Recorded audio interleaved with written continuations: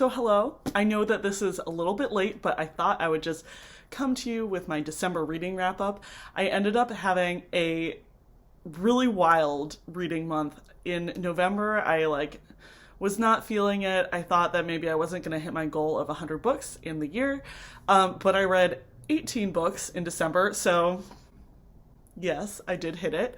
I had this sort of 12th hour panic when I realized that Goodreads had counted a lot of my rereads that I did this year as being read twice in 2020 rather than the second time I had read it in 2020. Anyways, so in the end, it turned out that I was a little bit farther away from my goal than I thought, but I still managed it.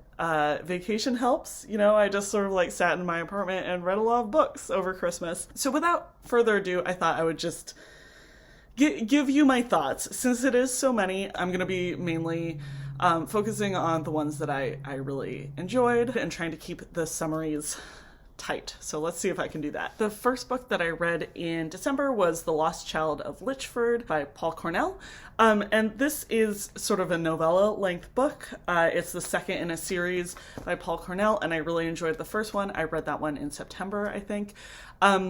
So this was also very good. I honestly really wish that these were full-length books rather than novellas, because I really enjoy his world and his characters and stuff like that.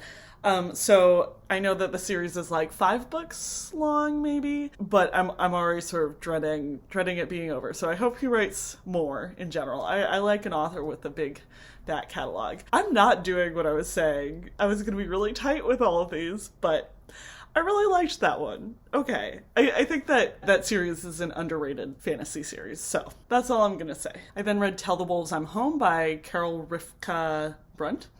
And this book started out really strong.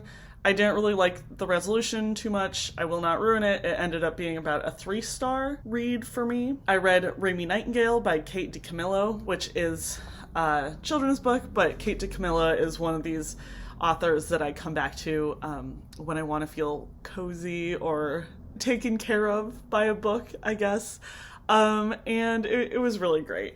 And just the book that I needed for my mood. I forget how much I rated that. Goodreads is down, so I'm looking at Storygraph, which I am trying out, but it doesn't have my star ratings right on the front screen. So anyways, star ratings are overrated. After that, I read The Mysterious Affair at Styles by Agatha Christie. This was a really great book. I've only really read the Agatha Christie books where she's sort of doing a new thing in the genre, And Then There Were None or Murder on the Orient Express, which are really famous because they take the whodunit and take it to a new level. But this was her first book in the Hercule Poirot Hercule Poirot series, and I really enjoyed it. It was just an immaculately done whodunit, which she's a master of the style, and Affair at Styles. Style. Okay, I'm done. It was very good. I rated it 4 stars, I'm pretty sure. After that, I read Crooked Kingdom by Leigh Bardugo.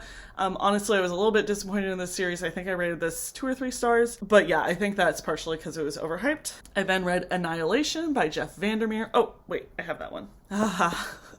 Finally, a book I own. This one I talked about in my December reading vlog. It was wild. I loved it very much. I'm really excited to get to the next books in the series. Yes. Next up, I read Arcadia by Tom Stoppard. I'm going to go through these ones fairly quickly because you can just watch my December reading vlog where I talk about all of them. But basically, this is a play by Tom Stoppard, and it was very good. I think I ended up rating it 4 stars. I would really like to see this in person someday. Then I read Argo by Antonio Mendez, which is about the Iranian hostage crisis, and I think I gave that 3 stars. Overall, it was pretty good. Then I read Solutions and Other Problems by Allie, Brosh, and this is another sort of comic memoir-ish collection. I don't think any of these comics are on the internet, so it's totally new material. But I really loved this. I love Allie Brosh's humor. I find her sort of internal fantastical universe very relatable. But it does go over some really dark topics. But overall, I rated this a 5-star. Then I finished They Can't Kill Us Until They Kill Us by Hanif Abdurraqib. And this was a really great collection of essays, both music criticism and personal essays. And if you haven't read any of his essays, I would recommend going and finding them online, and buying the collection. If you like his writing. I really enjoyed it. I gave this a 4 stars. After that, I read My Sister the Serial Killer, and this was another like really short and sweet one. I think because I was trying to hit 100, I was reading a lot of short books at this point of time. I think that this was a 4-star for me. I also talked about this one in my reading vlog, but basically it's about 2 sisters, one of which is a serial killer, one of which is cleaning after her sister's serial killing. It was both like a great character study, and I feel like it talked a lot about gender expectations in society. It's set in Nigeria, which is, a community and culture that I'm not very familiar with.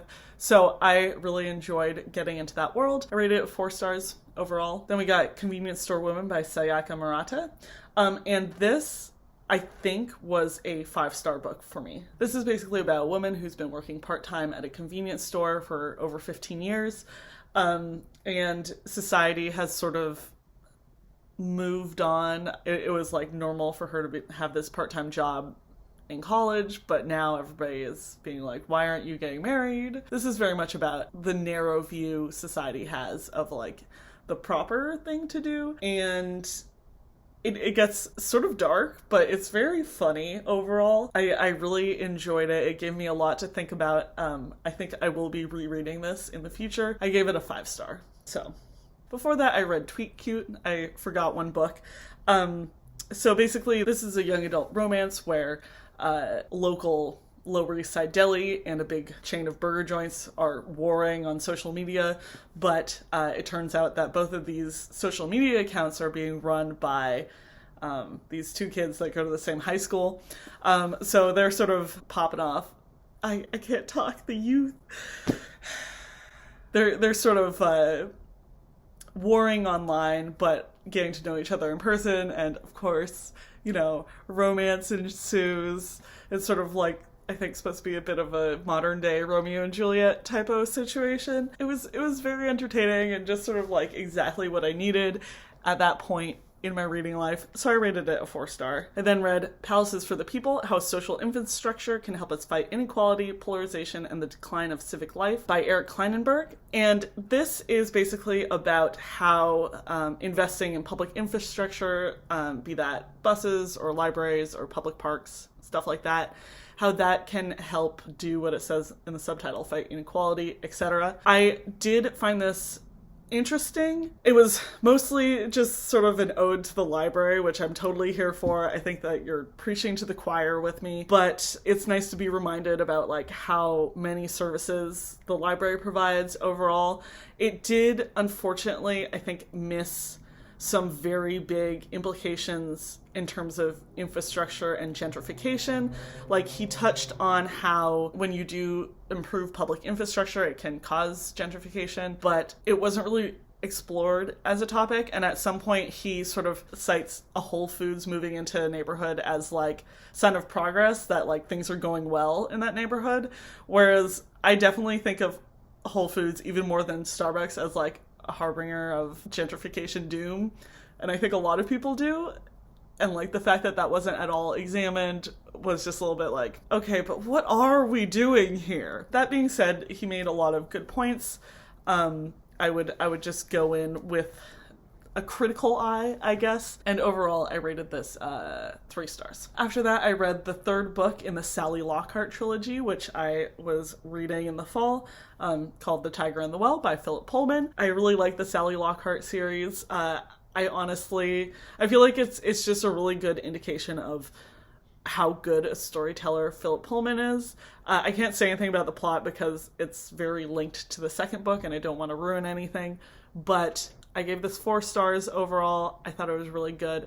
It made me wish that, I feel like Philip Pullman in recent years has been, living in his Golden Compass universe a lot. Like, most of the books he's published have been, sequels to the Golden Compass or like companion books. I really like that universe, so I'm not really complaining, but then this series also just sort of like he has so many other stories in him. I sort of wish he would branch out and like flesh out another aspect of his writing. What am I talking about? I just sort of wish he would branch out again, because I really do like this series. I know it was like much less successful than The Golden Compass, so there is that, but you know, I really enjoyed it. I think that he could be exploring different worlds, setting up new characters, stuff like that, and I would like him to. It makes me sad when I have an author that I really like, but I've basically read their entire back catalog and I'm like, but more, please? Anyways, I read Write No Matter What, Advice for Academics, and I feel sort of bad counting this, but I did read it cover to cover, so it counts. Basically, this is sort of a reference text for writing academic stuff, which is something that I really need right now because I'm working on my thesis and I have a lot of anxiety about it. I'm not giving this a star rating because it is sort of more something to just peruse through. I found a lot of the advice really helpful. I found some of the advice less helpful. I found some of the advice totally inapplicable because I'm not a tenured professor. This is sort of advice for people all the way from like grad school to senior faculty. But I do recommend, if you're also working on academic writing, I think some of the advice she gave helped me think about things a bit differently. And I'll probably be going back and referencing some of this as I write for the next 6 months. Okay, after that I read Hallucinations by Oliver Sacks. I have read a lot of Oliver Sacks in my life, but I had not read this one.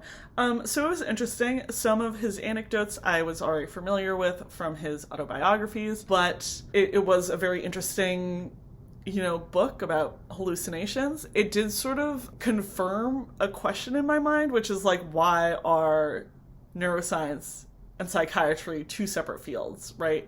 Like he's a neurologist, so he talks a lot about hallucinations that are not psychiatric problems, that are due to like specific brain or eye injuries or like specific traceable problems, basically. But would sort of sometimes offhandedly be like, oh, but this person for a long time was treated as if they had schizophrenia with low psychosis rating, and it's like, okay, is psychosis the only thing that makes schizophrenia different? And what is it about psychosis that is so different? Just because you don't know where it comes from doesn't mean it doesn't come from anywhere. Anyways, I had a lot of questions about this when I was reading Brain on Fire in November, and I still now have even more questions. And I would just really like maybe it's not a book, but I would really just like a long form piece about like why neurology and psychiatry are different, other than they have different origins historically. Like, why aren't they more integrated? Anyways, all that being said, this made me think a lot, and I really enjoyed it, so I rated it 4 stars. Last book of 2020, my favorite book of the year, Jackson 1964 by Calvin Trillin.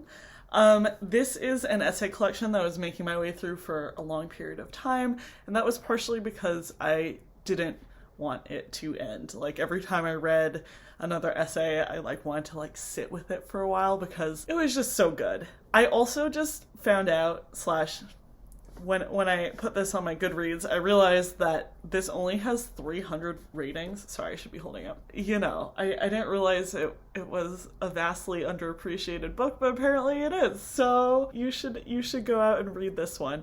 Basically, this is Calvin Trillin's reporting from 1964 to 2008. He originally worked for a newspaper in Atlanta, and did a lot of beat reporting on the civil rights movement in the 1960s, before he moved to the New Yorker.